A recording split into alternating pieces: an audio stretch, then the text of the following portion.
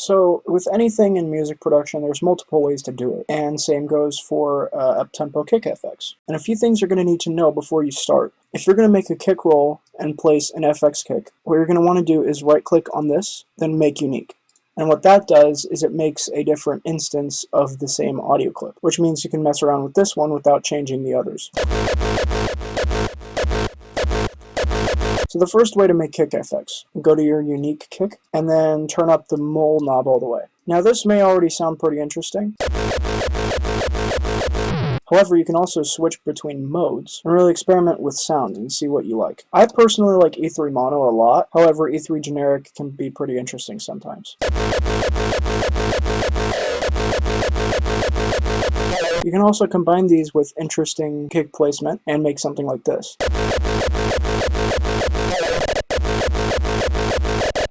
However, if you do not have a recorded kick, which you sometimes may require for up-tempo kicks like Dimitri K's, where the tail bleeds into the punch, then there are other ways to go about doing this. I'm just going to quickly make a synth kick. Alright, here's our finished thing.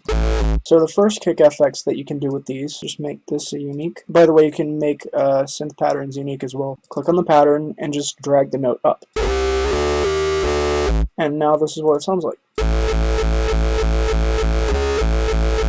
And now onto filters. So when adding filters, when it comes to synth kicks like this, it's a bit hard because you need to constantly be turning off and on an EQ. You can't just make one of these unique because it's always on a channel that has the distortion. What are you going to do with that info? Well, basically you need to route the distortion channel onto another channel, then unroute it from the master. And this makes it so it plays through one channel, and then through that channel it plays through the master. And this channel can be used for FX. Usually with filters I use 3D parametric EQ2. I just do this, and then this. So there's a little hump there. And then just drag it up to the mids, high mids. But now your kick roll is going to sound like this. You're going to need to highlight over the kick you want to apply the FX on, and then right-click the FX, create automation clip, and then turn it on only when the kick is playing. And make sure to place the automation clip again, right click and click Make Unique, and then make it 0%. This starts the audio off with the FX at 0%, so it doesn't turn on automatically. And what you get is this. This is what a bunch of FRENCHCORE kicks do, usually older ones. You can also go into the EQ2 and automate the frequency. And what this does is it makes a sliding like arrow effect. So when I add just a bit more onto the end here, it sounds like this.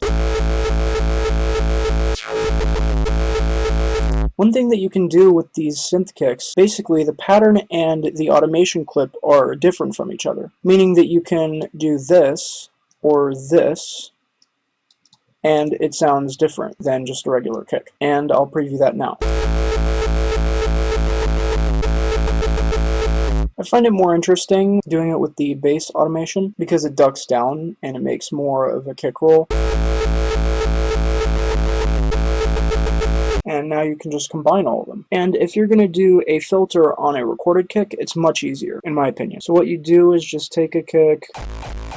By the way, all these kicks are taken from my kick pack, and really I'm just using these as examples. With recorded kicks, it's much easier because you can just assign them to a different channel because you don't need to rely on the distortion making the kick the way it sounds. So just right-click, Make Unique, click Track, 3D parametric EQ2, and then just an EQ of some sort with a high or low pass, and now it sounds like this.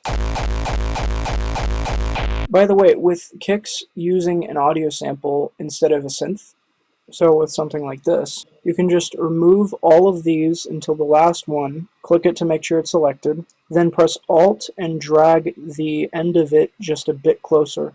From here you can click it and then press Alt and click right next to it and drag. And this basically makes a higher pitched noise because it's looping faster. So in the end it sounds like this. You can also do some really weird shit and do this. And basically make this an E3 mono really long thing. And one last thing to mention is Effector. Now, Effector can be used in a few ways. You can use the flanger on it, you can use the lo-fi, you can use maybe the phaser, and it's very similar to the way we did the parametric EQ2 filtering thing. And if you're wondering why I always use 1/3 step, it's because you can make 1/3 step kick rolls, and also because it's easier to use. So I made just another little kick roll thing. And I'm going to right-click this, make unique, click track, and add an effector. Now the first effect I'm going to use is flanger, and also make sure to always click off this bypass thing. You can automate this instead of the on-off button for this, but I always just use the on-off button, so always highlight the area around the kick so it doesn't make a super long automation clip, and then create an automation clip. And do the exact same thing that I did with the filter. You can also loop the kick over and over again and mess with the FX just to see how it sounds.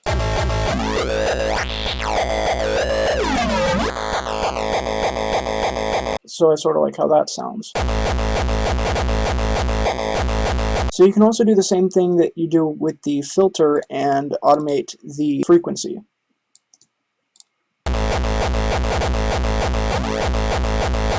You can also do this on synth kicks as well, and also on those weird audio clip kicks.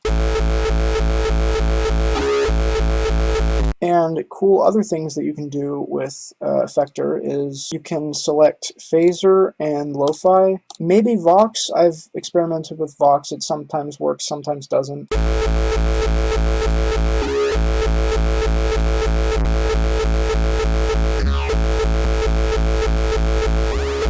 Anyways, that's about it for this tutorial. I hope this helped you, and